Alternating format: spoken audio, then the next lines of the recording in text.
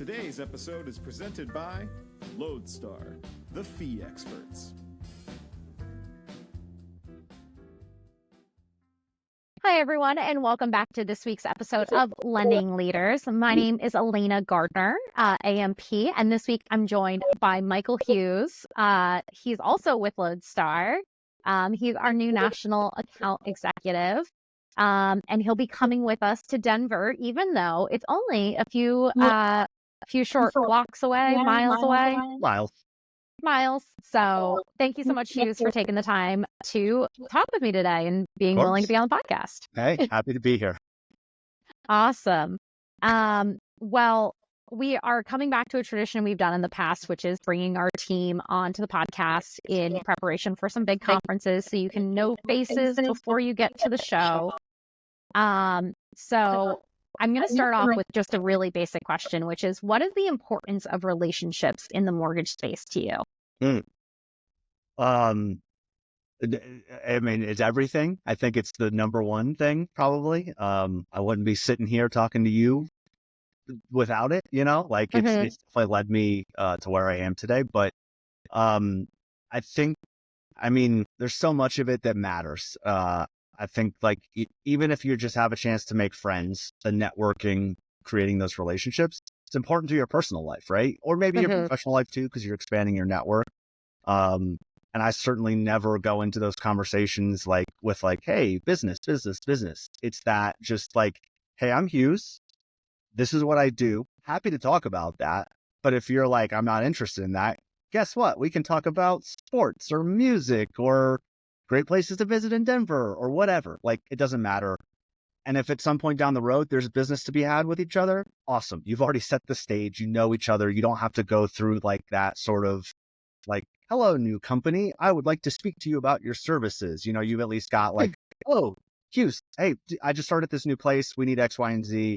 And if I don't have it, chances are I know somebody that does. I can connect you. So that's what I've learned it's helped me get to a place where I don't say, no, I don't do that. No, I can't do that. No, I don't know anything about that. It's gotten me to a place where I can say, not my area of expertise, but let me shoot you over to Steve. Let me shoot you over to Jim. Let me shoot you, you know what I mean? Let me get you in touch with Alayna, with Meg, with Liz, whoever. Because I know that person knows that thing and they can speak to it much better than I ever could. So, the at the core of it, the relationship's the biggest piece. I think it opens the door for more conversations in general. I guess the way I view it too is we don't have an unlimited amount of time on this earth. So it's really fun to meet new people and have shared life experiences and stuff like that. So to me, that's sort of like the core of it. And then, turn the relationship to go different places based off of that. Yeah. And I know something for me has definitely been, I just feel like now I have friends all over the US in a way that I just never would if it wasn't for conferences and for attending all these things. I have, I live in Philadelphia, but I have friends in Denver, in Arkansas, in Wisconsin, and California. And that's just not something that I would personally have if I didn't travel for trade shows. Yeah. Yeah. Would you ever meet anybody from Idaho Falls? No. Yeah. But if you know the folks at DocuTech, you probably do. And so you've had the pleasure of kind of working at a few different points in the transaction, all on the vendor side, throughout your time in the mortgage industry. What has kind of differed from starting from a, point of sale, very front of the transaction to a little bit of everything to now what LodeStar does is I feel like more like middle of transaction, very niche, right? Yeah. They've all been very different experiences in terms of like what I'm focused on in terms of like the conversation, what part of the process you're in. From the POS side of things, it's lead capture. It's getting some front door, having a tool that the borrower feels comfortable with and is easy to use. And, they feel that their data is secure, all that type of stuff, like all the stuff that the consumers and the borrowers would feel when they're going through that transaction. You're playing to that part of the psychology of, hey, if you are doing things over email or on handwritten paper, that's the old way. Like a lot of people aren't doing it that way. And here's why, because you can report so much better and you can track things so much better and you can go deeper in the process, all that type of stuff. I think that that's, a very big piece of it. And that was sort of like, that was my introduction, and it was really front of house.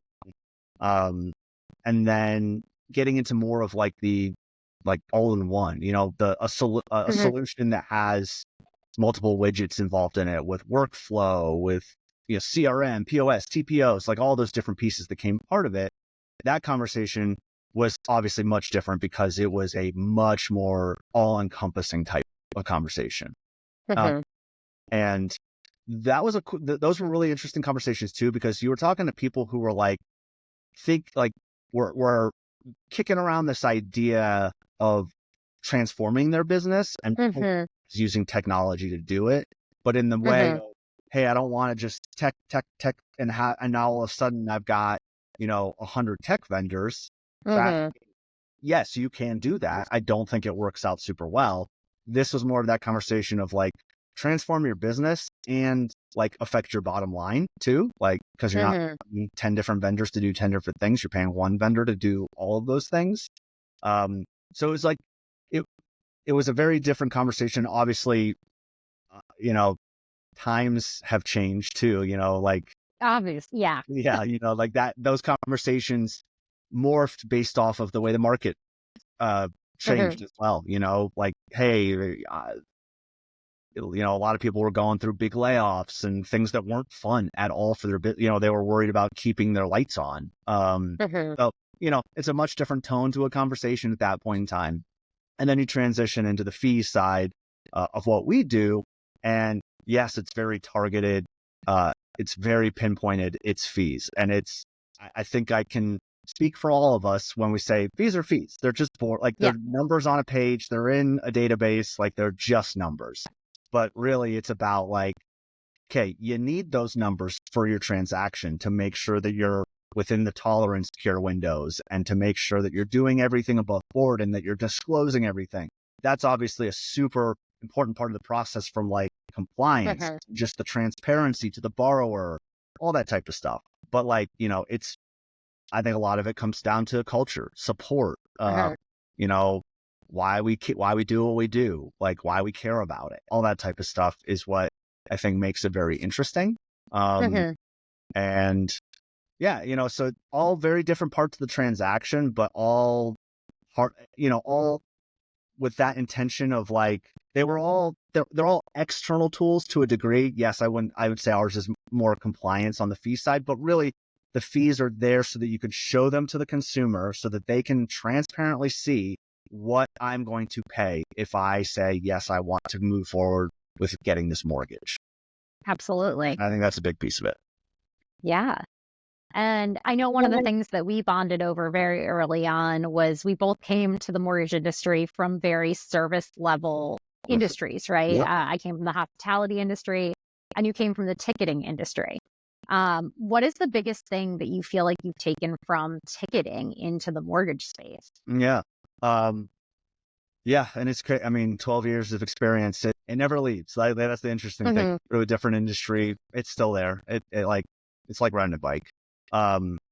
But I would say that probably the two biggest things that I've brought or that I've learned from those time periods was one, the relationship. Because when you're in that type of a role, when I'm in a box office, I'm dealing with season ticket holders, fans, donors, all that type of stuff.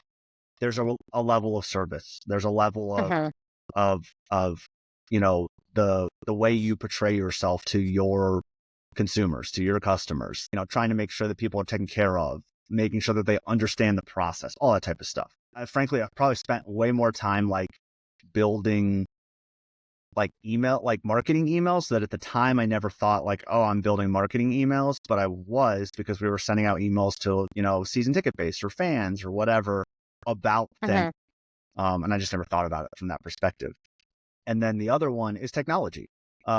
Because in that role, we used a lot of different pieces of technology. And that was sort of like the first time that I had that like relationship with a vendor. And like would go to their user convention and would, start to build these relationships with people that worked at other universities, and what are you doing, and how did you do this, and how did you build this, and sharing these ideas and this knowledge of like trying to help each other out.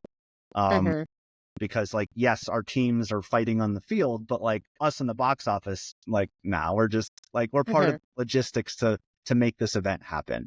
So it was a lot of that, like using the technology, learning how to use it, learning how to create your own little workarounds, or, like little things like that the system wasn't built to do. That was a big piece of it. And then, you start to do these add-ons of like, cool, I want to be able to process P2P encrypted credit cards, and I want to go get scanners so we can produce barcoded tickets and scan it and know how many people in the building. Like, you just start to like build and build and build. And so a lot of those things are extremely similar to the mortgage industry, especially from the lender side. Like, it feels like I was a lender, but just in a different world. You know what I mean? I didn't do the same business, but I sat in a very similar seat, talked to customers, tried to get their business, tried to tell them why it was good to buy those tickets for that event. And then from there, you're just trying to cultivate them and keep them, build that relationship more, keep them in the fan base, and keep them buying tickets and donating and all this different stuff and upgrading their experiences. But using the technology to do all that stuff for you, that was like, so really the relationships, I think, is probably the number one, and the technology is the number two. And those are the two things that I kind of took with me, that I realized like, oh, I'm good at these things. I like these things. I can use these skills in a variety of ways. I kind of like learned to put them in my toolkit, if you will. Absolutely. And lastly, we've got a few minutes left, so I would be amiss if I didn't ask you, for those who will be in Denver this coming weekend, what is like the big thing that people need to know as they come to Denver? If you don't live at elevation, drink a ton of water. Elevation affects everybody differently. I've never really dealt with like too terrible, like any sort of sickness, but I've had lots of friends that have. Drink lots of water, pack like your liquid IVs or your emergencies, whatever you like to use. Those are going to be very helpful, especially as you're traveling in. You'll get used to it after about a day or so. Also bring your lotion and your chapstick, because this place is dry. So if you like dry lips and dry skin, don't bring any of it. But if you like to feel comfortable, bring those things with you, or find them from a vendor in the exhibit hall. I'm sure they'll have them. They will be things that you will utilize more than you probably ever have before. I never had to buy a humidifier in my life until I moved to Colorado, and I was like, oh, this is how I stop static electricity. Got it. Those are the big things. The airport's way outside of town. I think a lot of people know that. There is a light rail that takes you right downtown. I think it's like $5 too, so it's really cheap. If you like public transit, obviously all the Lyfts and Ubers and stuff like that, getting from the airport. And then once you're downtown, I mean, you got a lot of stuff at your fingertips. There's comedy clubs, venues for shows. Paramount Theater's right around the corner from us. Denver Comedy Works. I know there's some events going on also right around the corner from the convention center. But like, food, drink, shops, you name it. It's a really good location. I will say that a couple blocks from us, now 16th Street, they're doing some, right, actually our party is right on the same street. They're doing some construction down there, but that is a heavy walking area, not like no cars. So like that is a good strip to go up and down. There's tons of places to go visit and see and stuff like that. Yeah, and then Ball Arena is pretty close to the convention center too, where the Avs and the Nuggets play. So there's a lot of entertainment around in case you're looking to get out and do something. Yeah. And in case you're looking out to get to do something, you should join us on Sunday night from 7:30 to 10:30 at Lucky Strike Denver. And we are so excited to be sponsoring/co-sponsoring with all of our lovely partners on making this event happen for you all. We did a great event last year when we were in Philly, the Independence Block Party. We do theme every year after our city. So this year we are the Mile High Welcome Reception. And we're so excited to welcome you into Denver immediately following the MBA reception, only 2 blocks away. So we did a site visit during the TMC conference that was earlier in September. We walked from the convention center over to the venue. It is a super easy walk. Like it is so close. So, well, thank you so much, Hughes, for joining me. I hope that you either see myself or Hughes in Denver. If you're going to be there, please come and say hi to us.